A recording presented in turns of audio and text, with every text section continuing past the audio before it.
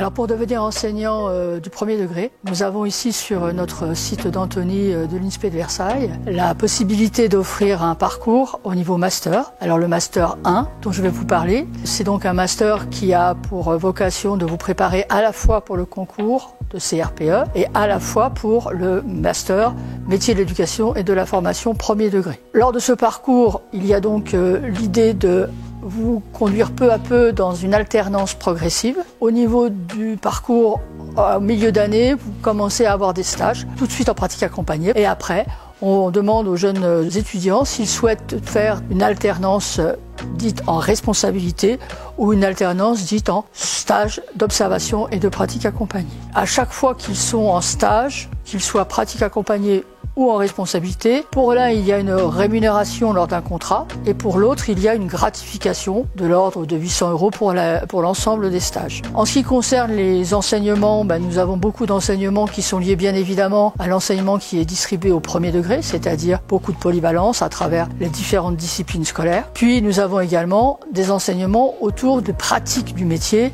on résume dans le terme connaissance du métier. Et là les jeunes étudiants sont initiés aux problématiques d'autorité, aux problématiques d'évaluation, enfin toutes les problématiques qui concernent le développement de l'enfant également. Donc le M2 est dans la continuité du M1. On reprend dès le début de l'année, soit en stage en responsabilité, donc c'est-à-dire seul dans la classe, soit en stage d'observation. Et aussi un détail sur le stage entre le M1 et le M2, donc on change d'école et de classe et dans l'idéal de cycle, même de niveau, donc si en M1 par exemple on est en maternelle, en M2 on aura des élémentaires, si on a des élémentaires en premier, on aura des maternelles ensuite. Le stage a lieu de septembre à mars en M2, parce qu'après mars, il y a les concours. Le stage, c'est tous les jeudis, et les autres jours de la semaine, on a cours. Mais on a moins de cours qu'en M1.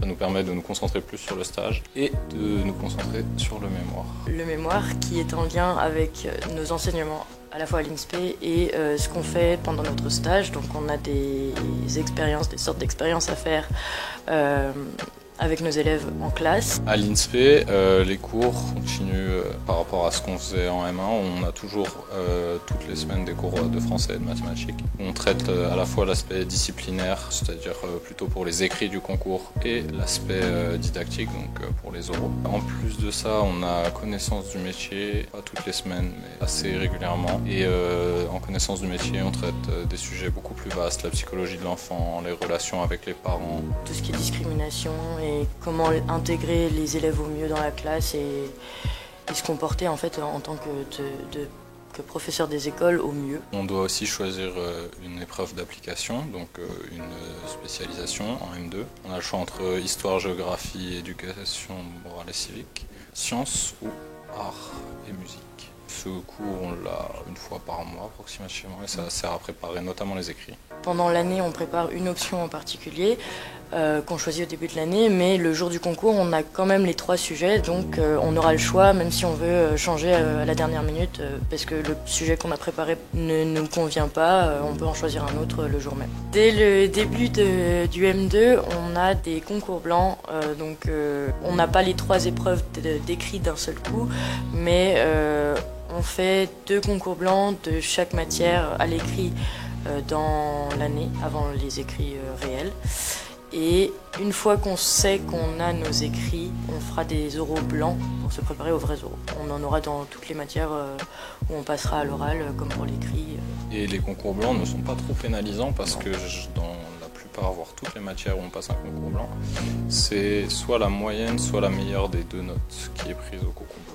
Pour le concours, on peut s'inscrire dans plusieurs académies, mais on peut passer le concours uniquement dans une académie parce que les épreuves de chaque académie sont le même jour. Donc les écrits sont début avril et les oraux sont en mai et en juin.